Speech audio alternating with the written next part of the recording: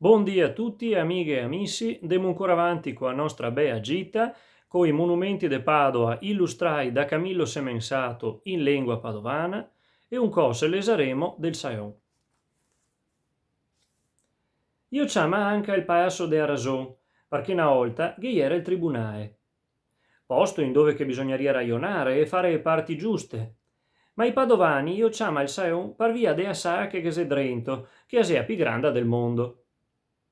E è stata fatta dopo un incendio del 1420, quando a Padova che era già i veneziani. Ma il Saion è più vecchio.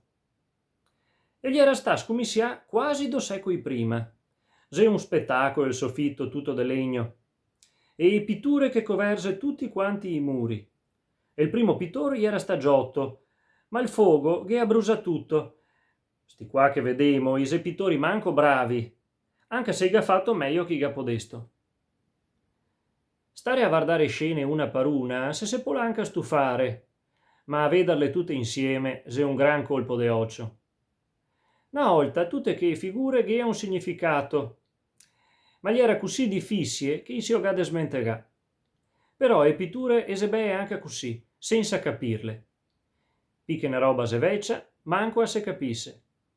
E rappresenta una specie di oroscopo gigante, in dove che se drento tutto, e stei, mesi, i misteri degli uomini, tutta roba da istruirsi quando non che ieri i giornali. Drento il Saion, che si anche due robe da vedere. Un cavallo grande, de legno, che tutti dise de Donateo, e che si sta fatto da un marangon che raccopia quello del Gattameata, con la differenza della grandezza, e a seconda roba si a piera dita del vituperio, una piera nera che fa più impressione ancora del cavallo gigante, perché gli mettea sopra i debitori vestiti solo coi mudande. E speremo che non gli facesse altro, perché a quei tempi gli faceva presto a fargliene de peso.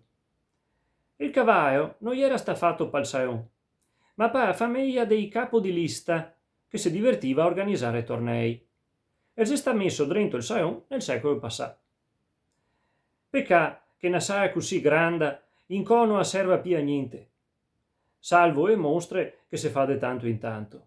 Invece da basso, al piano terra, il sotto del Saion serve sempre, e se pien de botteghe e de gente, come una volta.